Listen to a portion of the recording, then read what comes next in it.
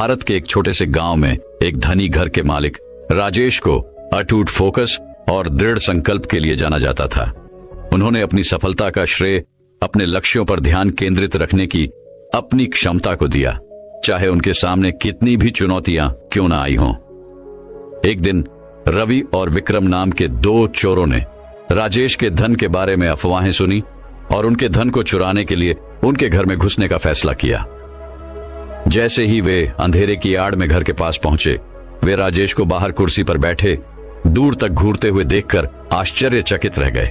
उलझन में रवि ने विक्रम से फुसफुसाया, वह क्या कर रहा है, वह हिल क्यों नहीं रहा है? विक्रम ने कंधे उचकाए और उत्तर दिया, शायद वह ध्यान कर रहा है या कुछ और। चलो उसके पास से निकलें और अंदर जाएं। जैसे ही चोर दबे पांव राजेश के पास से गुजरे, उन्हें एक अनोखी चीज नजर आई। उसकी आंखें दूर एक पेड़ पर टिकी हुई थीं और वह उनकी उपस्थिति से पूरी तरह से बेखबर लग रहा था। उत्सुकतावश उन्होंने अपनी योजना पर आगे बढ़ने से पहले कुछ देर तक उसका निरीक्षण करने का निर्णय लिया। कई घंटे बीत गए और राजेश उसी स्थिति में पड़ा रहा, बिना हिले डुले और बिना पलक झपकाए। चोर ये सोचकर बेचैन हो गए कि आखिर कौन सी चीज उनका ध्यान इतनी देर तक रोके रख सकती है।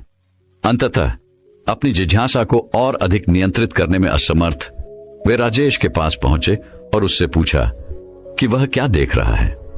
राजेश गर्मजोशी से मुस्कुराया और पेड़ की ओर इशारा किया। क्या आप उस पक्षी को शाखा पर बैठे हुए देखते हैं? वह कई दिनों से घोंसला बनाने की कोशिश कर रहा है, लेकिन हवाएं उसे उड़ा ले जाती हैं। फिर भी वह कभी हार नहीं मानता। वह सभी बाधाओं के बावजूद अपने लक्ष्य पर ध्यान केंद्रित करते हुए वापस आता रहता है। वह पक्षी ने मुझे आत्म ध्यान केंद्रित करने की शक्ति के बारे में एक मूल्यवान सबक सिखाया है। राजेश की बात से रवि और विक्रम हैरान रह गए। उन्हें एक लालची और भौतिकवादी व्यक्ति से मुलाकात की उम्मीद थी, लेकिन इसके बजाय उन्हें एक बुद्धिमान और आत्मविश्लेषी व्यक्ति मिला। उनका संदेश उन पर गहराई से असर करता था, उनके दिलों में कुछ हलचल पैदा करता था। रवि ने कबूल किया, जल्दी अमीर बनने की चाहत में हम अंधे हो गए हैं, लेकिन शायद सच्चा धन हमारे लक्ष्यों पर ध्यान केंद्रित रखने की क्षमता में निहित है, चाहे यात्रा कितनी भी कठिन क्यों ना हो। राजेश की बुद्धिमत्ता से प्रभावित होकर रवि और विक्रम ने उससे चोरी करने की अपनी योजना छोड़ दी।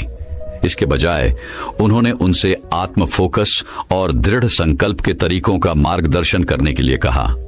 दोनों चोरों के भीतर अच्छाई की संभावना को पहचानते हुए राजेश सहमत हो गया। समय के साथ राजेश के मार्गदर्शन में रवि और विक्रम में बदलाव आया। उन्होंने ईमानदार तरीकों से सफलता प्राप्त करने के लिए अपने नए फोकस का उपयोग करते हुए अपनी ऊर्जा को वैध उद्यमों में लगाया। राजेश को दोनों व्यक्तियों में परिवर्तन देखकर गर्व हुआ, यह जानकर कि उन्होंने उनके जीवन को बेहतर बनाने में महत्वपूर्ण भूमिका निभाई है। गांव जल्द ही उन तीनों व्यक्तियों की उनके अनुकरणीय चरित्र और अटूट दृढ़ संकल्प के लिए प्रशंसा करने लगा। राजेश, रवि और विक्रम अपनी संपत्ति के लिए नहीं, बल्कि अपने फोकस और ईमानदारी के माध्यम से समुदाय पर पड़ने वाले सकारात्मक प्रभाव के लिए जाने गए। और इस तरह दो चोरों और राजेश नाम के एक घर के मालिक की कहानी दूर दूर तक फैल गई, जिसने इसे सुनने वाले सभी को आत्म फोकस की शक्ति को अपनाने और अटूट दृढ़ संकल्प के साथ अपने लक्ष्यों का पीछा करने के लिए प्रेरित किया। कहानी का सार स्पष्ट था। इससे कोई फर्क नहीं पड़ता कि आप कहां से आए हैं या आपने क्या गलतियां की हैं। आत्मध्यान की शक्ति के माध्यम से अपने जीवन को बदलने में कभी देर नहीं होती।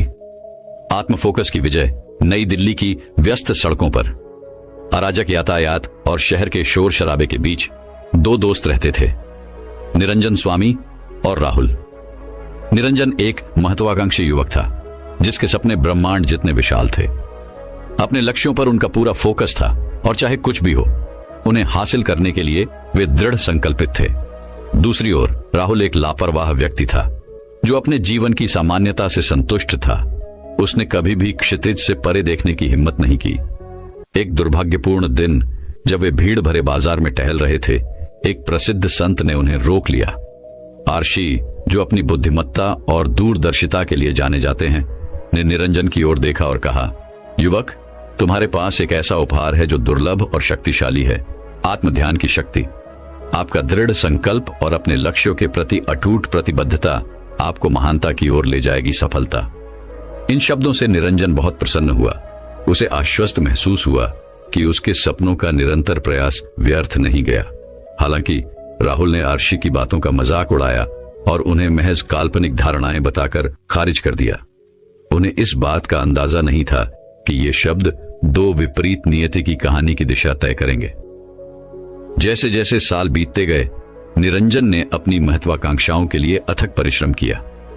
उन्होंने दिन रात मेहनत की, विपरीत परिस्थितियों में भी अपने लक्ष्य से कभी नहीं चूके। उनके अटूट फोकस ने उन्हें महान ऊंचाइयों तक पहुंचाया और जल्द ही उन्होंने खुद को सफलता के शिखर पर पाया।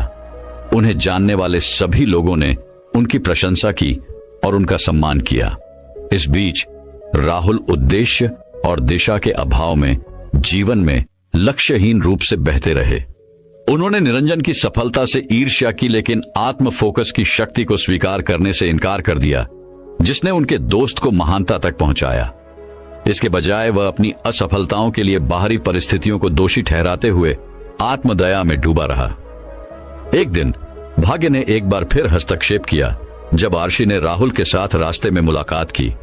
इस बार आर्शी के शब्द कठोर और मर्मस्पर्शी थे। राहुल, उन्होंने कहा, आत्म ध्यान केंद्रित करने की शक्ति आपके भीतर भी है, जो प्रकट होने की प्रतीक्षा कर रही है। अपने अंदर देखें, अपने संदेह और भय को दूर करें और अपनी वास्तविक क्षमता को अपनाएं। इन शब्दों ने राहुल की आत्मा में गहरी छाप छोड़ी, जिससे दृढ़ संकल्प और उद्देश्य की एक नई भावना जागृत हुई। अपने तरीकों की मूर्खता का एहसास करते हुए वह आत्म खोज की यात्रा पर निकल पड़े। अपने अस्तित्व की गहराई में जाकर अप्रयुक्त क्षमता के भंडार को उजागर करने लगे, जो उनके भीतर सुप्त था। दृढ़ता और खुद पर अटूट विश्वास के माध्यम से राहुल ने अपने लक्ष्य की ओर कदम बढ़ाना शुरू कर दिया।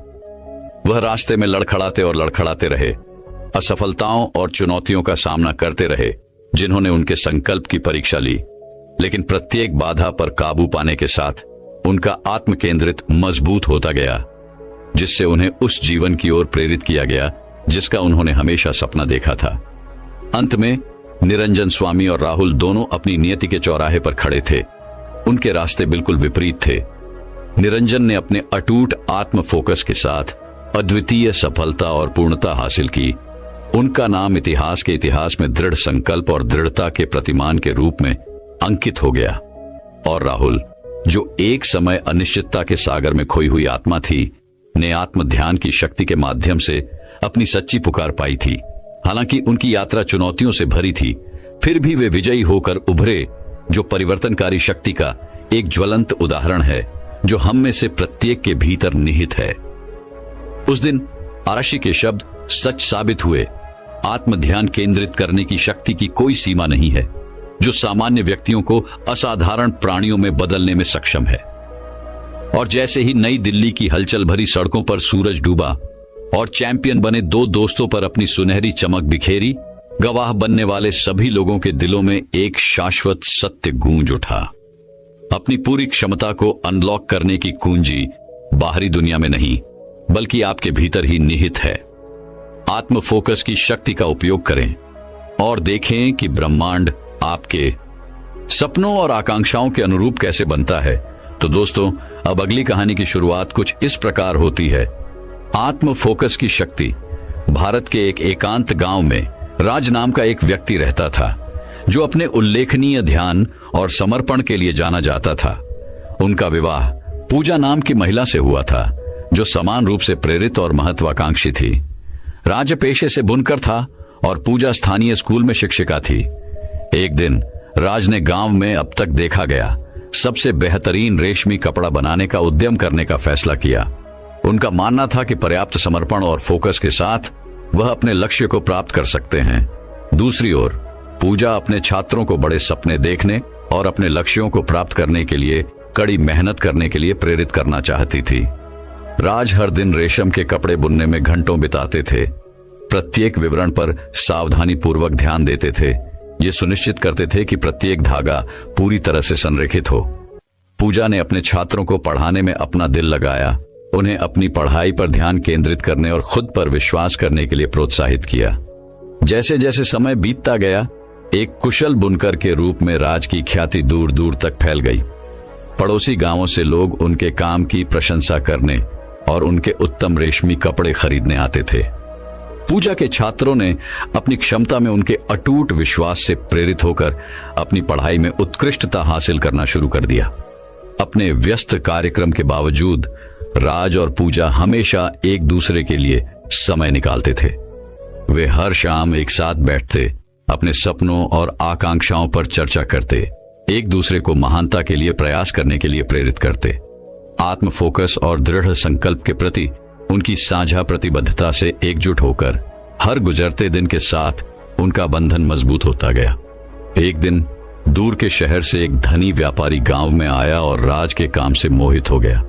उन्होंने राज को अपने प्रतिष्ठित ग्राहकों को रेशमी कपड़ों की आपूर्ति करने के लिए एक विशेष साझेदारी के बदले में एक उदार राशि की पेशकश की। राज इस अवसर से रोमांचित था, लेकिन वह जानता था कि व्यापारी की मांगों को पूरा करने के लिए और भी अधिक समर्पण और ध्यान केंद्रित करने की आवश्यकता होगी। पूजा को भी अपने करियर में एक महत्वपूर्ण मोड़ का सामना करना पड़ा। स्कूल के प्रिंसिपल ने उनके असाधारण शिक्षण कौशल को पहचाना और उन्हें हेडमिस्ट्रेस के पद पर पदोन्नत किया। पूजा ने इसे और अधिक युवा दिमागों को प्रभावित करने और उनमें आत्म फोकस और दृढ़ता की शक्ति पैदा करने के अवसर के रूप में देखा। जैसे ही राज और पूजा ने अपने नए प्रयास शुरू किए, उन्हें कई चुनौतियों और असफलताओं का सामना करना पड़ा। ऐसे समय भी आए जब वे अभिभूत और थके हुए महसूस करते थे। उन्हें संदेह होता था कि क्या वे उनसे लगाई गई उम्मीदों पर खरे उतर पाएंगे। लेकिन संदेह के उन क्षणों में वे स्वयं को आत्म फोकस और दृढ़ संकल्प की शक्ति की याद दिलाते हुए शक्ति और प्रोत्साहन के लिए एक दूसरे की ओर मुड़े। साल बीतते गए और राज के रेशमी कपड़े पूरे देश में प्रसिद्ध हो गए, जिनकी रॉयल्टी और कुलीन वर्ग में मांग थी। पूजा का स्कूल अकादमिक उत्कृष्टता का प्रतीक बन गया, जिससे ऐसे विद्वान और नेता तैयार हुए जिन्होंने अपनी सफलता का श्रेय उसके मार्गदर्शन को दिया। एक दिन जब राज और पूजा ने अपनी यात्रा पर पीछे मुड़कर देखा, तो उन्हें अपने अटूट फोकस और दृढ़ संकल्प के वास्तविक प्रभाव का एहसास हुआ। उन्होंने न केवल अपने सपनों को साकार किया, बल्कि अनगिनत अन्य लोगों को भी खुद पर विश्वास करने और महानता के लिए प्रयास करने के लिए प्रेरित किया। उनकी कहानी की सीख पूरे गांव और उसके बाहर भी गूंजती है कि समर्पण और दृढ़ता के साथ आत्म केंद्रित होने की शक्ति जीवन में असाधारण सफलता और पूर्णता ला सकती है। और इसलिए राज और पूजा की विरासत जीवित रही, जो स्वयं में अटूट विश्वास की परिवर्तनकारी शक्ति का एक प्रमाण है। तो दोस्तों, अब अगली कहानी की शुरुआत कुछ इस प्रकार होती है। सोमनाथ और सिद्धि की कहानी। आत्म फोकस की शक्ति। भारत के एक छोटे से गांव में सोमनाथ और सिद्धि नाम का एक जोड़ा रहता था। सोमनाथ रंगीन कपड़ों में जटिल पैटर्न बुनने में अपने असाधारण कौशल के लिए दूर दूर तक जाने जाते थे। उनकी पत्नी सिद्धि की अपने परिवार के प्रति समर्पण और सोमनाथ के प्रति अटूट समर्थन के लिए प्रशंसा की गई। साथ में उनका सौहार्दपूर्ण जीवन था, प्यार, हंसी और साझा सपनों से भरा हुआ। एक दिन जब वे गांव के तालाब के किनारे बैठे सूर्यास्त का आनंद ले रहे थे, तो सोमनाथ ने एक ऐसा उत्कृष्ट कपड़ा तैयार करने का अपना सपना साझा किया जिसे देश भर के राजा और रानियां पहन सकें। सिद्धि ने अपने पति की प्रतिभा और दृढ़ संकल्प को जानते हुए उन्हें अपने सपने को पूरे दिल से पूरा करने के लिए प्रोत्साहित किया। सोमनाथ अपने काम में तत्परता से लगे, अपने करघे पर घंटों बिताते हुए अपने डिजाइनों में जुनून, फोकस और रचनात्मकता के धागे बुनते रहे। सिद्धि ने अपने पति के बलिदानों को समझते हुए बिना किसी शिकायत के सभी घरेलू जिम्मेदारियां उठाई, यह सुनिश्चित करते हुए कि सोमनाथ पूरी तरह से अपनी कला के प्रति समर्पित हो सकें। महीने सालों में बदल गए और सोमनाथ की रचनाएं हर गुजरते दिन के साथ और अधिक लुभावनी होती गईं। उनके कपड़ों ने दूर दराज के देशों के व्यापारियों का ध्यान खींचा, जो उनके काम की जटिलता और सुंदरता से आश्चर्यचकित थे। सोमनाथ का नाम दूर दूर तक फैल गया और वह पूरे देश में सबसे बेहतरीन बुनकर के रूप में जाना जाने लगा। हालांकि तमाम प्रशंसा और मान्यता के बीच सोमनाथ उस चीज को नजरअंदाज करने लगे जो वास्तव में मायने रखती थी। उनका ध्यान अपनी कला से हटकर उस प्रसिद्धि और दौलत पर केंद्रित हो गया जो उन्हें मिली। उन्होंने सिद्धि के साथ कम समय बिताया, उस व्यक्ति की उपेक्षा की जो शुरू से ही उनका समर्थन स्तंभ था। सिद्धि अपने पति के व्यवहार में बदलाव देखकर जानती थी कि उसे उन मूल्यों की याद दिलानी होगी जो वे प्रिय थे। एक शाम जब सोमनाथ एक नए डिजाइन पर विचार कर रहे थे, सिद्धि अपनी आंखों में दृढ़ संकल्प के साथ उनके पास आई। सोमनाथ, उसने शुरू किया। उसकी आवाज नरम लेकिन दृढ़ थी। क्या आपको वह सपना याद है जो हमने गांव के तालाब के पास साझा किया था? सुंदरता बनाने का सपना जो इसे देखने वाले सभी के दिलों को छू जाए। सोमनाथ ने ऊपर देखा। उसकी आंखों में अपराध बोध और एहसास का मिश्रण छाया हुआ था। सिद्धि ने आगे कहा, आपकी प्रतिभा सिर्फ आपके हाथों में नहीं बल्कि आपके दिल में निहित है। उस प्यार और जुनून को मत खोइए जो आपकी कला को बढ़ावा देता है। जो वास्तव में मायने रखता है उस पर ध्यान केंद्रित करें और बाकी सब अपने आप आ जाएगा। उसके शब्दों ने सोमनाथ की आत्मा में गहरा असर किया। उन्हें एहसास हुआ कि बाहरी मान्यता की तलाश में वह अपनी कला का सार भूल गए हैं। सृजन की खुशी, दुनिया के साथ सुंदरता साझा करने की पूर्ति और वह प्यार जिसने इसे प्रेरित किया। उस दिन से सोमनाथ ने खुद को न केवल अपनी कला के लिए बल्कि सिद्धि के साथ अपने रिश्ते के लिए भी समर्पित कर दिया। उन्होंने एक साथ बुनाई में घंटों बिताए। प्रत्येक धागा उनके साझा सपनों और अटूट बंधन का प्रतीक है। और जैसे जैसे उन्होंने साथ साथ काम किया, उनकी रचनाएं केवल कपड़े से कहीं अधिक बन गईं। वे प्रेम पर आधारित आत्म ध्यान की शक्ति का प्रमाण बन गईं। साल बीतते गए और सोमनाथ और सिद्धि के कपड़े न केवल राजाओं और रानियों बल्कि पूरे देश के दिलों और आत्माओं की शोभा बढ़ाते रहे।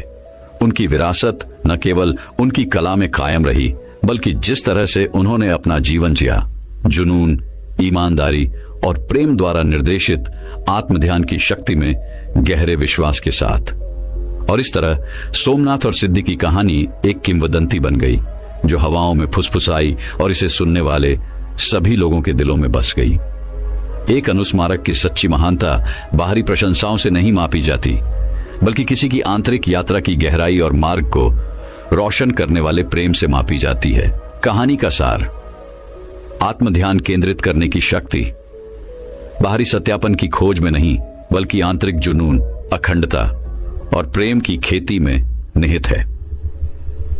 जब हम अपने सपनों और मूल्यों के प्रति सच्चे रहते हैं, अपने दिल की रोशनी से निर्देशित होते हैं, तो हम ऐसी सुंदरता बनाते हैं जो प्रसिद्धि और भाग्य से परे होती है और एक ऐसी विरासत छोड़ जाती है जो समय के साथ कायम रहती है। तो दोस्तों, अब अगली कहानी की शुरुआत कुछ इस प्रकार होती है।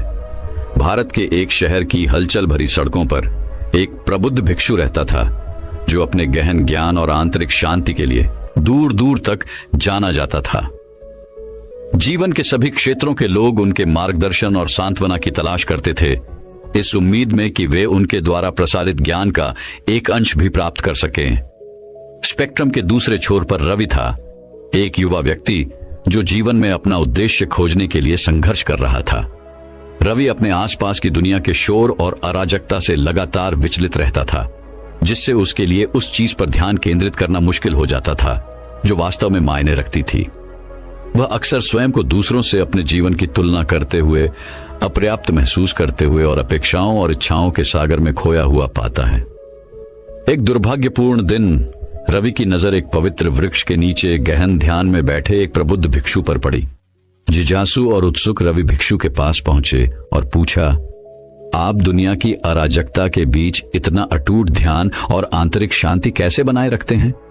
भिक्षु ने अपनी आंखें खोली और हल्की मुस्कान के साथ रवि की ओर देखा।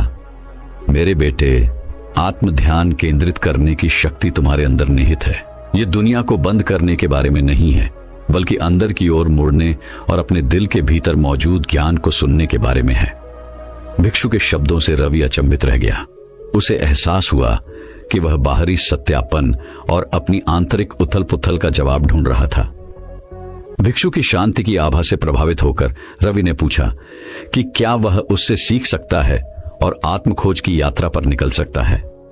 भिक्षु सहमत हो गया और उसने रवि को अपने संरक्षण में ले लिया और उसे सचेतनता और आत्म जागरूकता की कला सिखाई।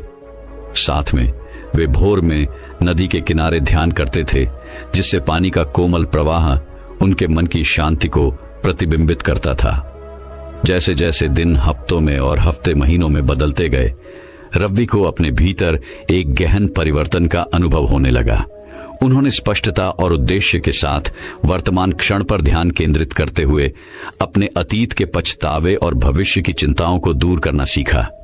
एक दिन जब वे पवित्र वृक्ष के नीचे मौन बैठे थे, रवि ने भिक्षु से पूछा, मैं अपने प्रति सच्चा कैसे रह सकता हूं और दूसरों की राय से प्रभावित नहीं हो सकता? भिक्षु ने उत्तर दिया, जब आप खुद से प्यार करना और खुद को पूरी तरह से स्वीकार करना सीख जाते हैं तो दूसरों की राय आप पर हावी नहीं रहेगी। अपनी विशिष्टता को अपनाएं और साहस और दृढ़ विश्वास के साथ अपने रास्ते पर चलें। इन शब्दों को अपने दिल में गूंजते हुए रवि एकांत और प्रतिबिंब की तलाश में पहाड़ों की एकल यात्रा पर निकल पड़ा। जैसे जैसे वह ऊंचे और ऊंचे चढ़ते गए, उन्हें चुनौतियों और बाधाओं का सामना करना पड़ा, जिन्होंने उनके संकल्प और दृढ़ संकल्प की परीक्षा ली। लेकिन प्रत्येक कदम के साथ रवि को अपनी आंतरिक आवाज और प्रबुद्ध भिक्षु की शिक्षाओं में ताकत मिली। उन्होंने महसूस किया कि सच्ची शक्ति भीतर से आती है, स्वयं पर अटूट विश्वास और अपने सपनों को पूरा करने के साहस से। अंततः कई दिनों की चढ़ाई के बाद रवि पर्वत के शिखर पर पहुंचे। नीचे की दुनिया के मनमोहक दृश्य ने उनका स्वागत किया। उसकी आंखों में आंसू आ गए, क्योंकि उसे अपने ऊपर शांति और स्पष्टता का गहरा एहसास महसूस हुआ। उस पल में रवि को आत्म फोकस की असली ताकत का एहसास हुआ। उन्होंने विनम्रता और शालीनता के साथ अपनी ताकत और कमजोरियों को अपनाते हुए अपने भीतर की क्षमता को खोल दिया था। जैसे ही वह पहाड़ से नीचे उतरे, रवि उद्देश्य और दृढ़ संकल्प की एक नई भावना के साथ शहर लौट आए।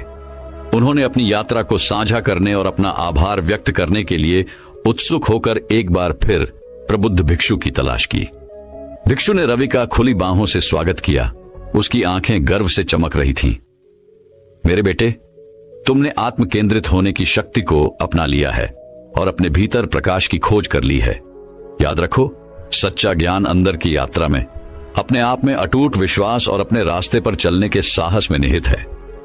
और इसीलिए रवि और प्रबुद्ध भिक्षु आत्म खोज की यात्रा पर आत्मीय आत्माओं के रूप में कहानियां और ज्ञान साझा करते हुए शांत चिंतन में बैठे। साथ में उन्होंने आत्म फोकस की शक्ति और आंतरिक शांति के परिवर्तनकारी जादू को मूर्त रूप दिया। कहानी का सार, विकर्षणों और शोर से भरी दुनिया में आत्म ध्यान की शक्ति हमारी वास्तविक क्षमता को उजागर करने और आंतरिक शांति पाने की कुंजी है। अंदर की ओर मुड़कर और अपने दिल की बुद्धि को सुनकर हम साहस, स्पष्टता और अनुग्रह के साथ जीवन की चुनौतियों का सामना कर सकते हैं। तो दोस्तों, अब अगली कहानी की शुरुआत कुछ इस प्रकार होती है। बहुत समय पहले भारत के एक सुदूर गांव में स्वामी योगानंद नाम के एक श्रद्धेय निर्बल भिक्षु रहते थे। स्वामी योगानंद अपने गहन ज्ञान, अपार करुणा और आध्यात्मिक प्रथाओं के प्रति अटूट समर्पण के लिए दूर दूर तक जाने जाते थे। दूर दूर से लोग उनका मार्गदर्शन और आशीर्वाद लेने के लिए यात्रा करते थे। एक दिन अर्जुन नाम का एक युवक, जो भगवत गीता का एक समर्पित छात्र था, एक पवित्र ग्रंथ जो भगवान कृष्ण द्वारा अर्जुन को दी गई शिक्षाओं का वर्णन करता है, सलाह मांगने के लिए स्वामी योगानंद के पास पहुंचा। अर्जुन संदेह और असुरक्षाओं से जूझ रहा था। आधुनिक दुनिया की अराजकता में खोया हुआ महसूस कर रहा था। उन्हें आशा थी कि बुद्धिमान भिक्षु उन्हें स्पष्टता और मार्गदर्शन प्रदान करने में सक्षम होंगे। स्वामी योगानंद ने गर्मजोशी भरी मुस्कान के साथ अर्जुन का स्वागत किया और उन्हें बोधि वृक्ष की छाया के नीचे अपने पास बैठने के लिए आमंत्रित किया। उसने गहरे जानने के भाव से अर्जुन की आंखों में देखा और शांत स्वर में बोलना शुरू किया। मेरे प्रिय अर्जुन, मैं तुम्हारे दिल के भीतर उथल पुथल महसूस कर रहा हूं। याद रखें, आत्म ध्यान की शक्ति आपके अंदर देखने और आपके भीतर मौजूद दिव्य सार से जुड़ने की क्षमता में निहित है। जैसे कमल का फूल गंदे पानी से निकलता है, आप भी अपनी चुनौतियों से ऊपर उठ सकते हैं और अनुग्रह के साथ खिल सकते हैं। जब स्वामी योगानंद ने प्राचीन संतों और मनीषियों की कहानियां साझा की, जिन्होंने आत्मनिरीक्षण और आत्म साक्षात्कार के माध्यम से ज्ञान प्राप्त किया था, तो अर्जुन ने ध्यान से सुना। उन्होंने किसी की आंतरिक शक्ति का उपयोग करने और बाधाओं पर काबू पाने में अनुशासन, ध्यान और आत्मचिंतन के महत्व के बारे में सीखा। स्वामी योगानंद के ज्ञान से प्रेरित होकर अर्जुन ने आत्म खोज की यात्रा शुरू करने का फैसला किया। उन्होंने नदी के किनारे ध्यान करते हुए, भगवद गीता की शिक्षाओं पर विचार करते हुए और प्रकृति के आलिंगन में सांत्वना तलाशते हुए घंटों बिताए। धीरे धीरे उसे अपने बेचैन मन पर शांति और स्पष्टता का एहसास होने लगा। एक दिन जब अर्जुन गहरे ध्यान में बैठे थे, तो उन्हें अपने सामने भगवान कृष्ण खड़े दिखाई दिए, जो प्रकाश और प्रेम बिखेर रहे थे। दिव्य उपस्थिति ने उनके अस्तित्व को उद्देश्य की भावना और नए दृढ़ संकल्प से भर दिया। अर्जुन को उस क्षण पता चला कि उसे वह मार्गदर्शन मिल गया है जिसकी वह हमेशा से तलाश कर रहा था। जब अर्जुन अपना आभार व्यक्त करने के लिए स्वामी योगानंद के पास लौटे, तो बुद्धिमान भिक्षु जानबूझकर मुस्कुराए और कहा, मेरे प्रिय अर्जुन, आत्म ध्यान केंद्रित करने की शक्ति अपने आप से बाहर उत्तर खोजने के बारे में नहीं है, बल्कि अपनी आत्मा के भीतर गहराई से गोता लगाकर उजागर करने के बारे में है। शाश्वत सत्य जो भीतर सुप्त अवस्था में पड़े हैं, अपनी अंतरात्मा की आवाज पर भरोसा रखें और उसे अपने मार्ग पर चलने दें। अर्जुन ने आत्मविश्वास और आत्माश्वासन की एक नई भावना महसूस करते हुए समझ में सिर हिलाया। स्वामी योगानंद के आशीर्वाद और भगवान कृष्ण के मार्गदर्शन से उन्होंने आत्मखोज और आध्यात्मिक विकास की यात्रा शुरू की, यह जानते हुए कि आत्म ध्यान की शक्ति उनके मार्ग को रोशन करेगी और उन्हें उनके वास्तविक उद्देश्य तक ले जाएगी। जैसे जैसे दिन महीनों और वर्षों में बदल गए, अर्जुन अपने आप में प्रकाश और ज्ञान की एक किरण के रूप में विकसित हुए। लोग उनके भीतर हुए परिवर्तन से आश्चर्यचकित थे और मार्गदर्शन और प्रेरणा के लिए उनसे सलाह लेने लगे। आत्म केंद्रितता और आध्यात्मिक अभ्यासों के प्रति अपने अटूट समर्पण के माध्यम से अर्जुन स्वामी योगानंद और भगवान कृष्ण से प्राप्त गहन शिक्षाओं का जीवंत अवतार बन गए। और इसीलिए निर्बल भिक्षु और कृष्ण विद्यार्थी की कहानी आत्म ध्यान की शक्ति और किसी के जीवन पर इसके परिवर्तनकारी प्रभाव की एक कालातीत कहानी बन गई। कहानी का नैतिक स्पष्ट था, सच्चा ज्ञान बाहरी स्रोतों से नहीं बल्कि भीतर से आता है।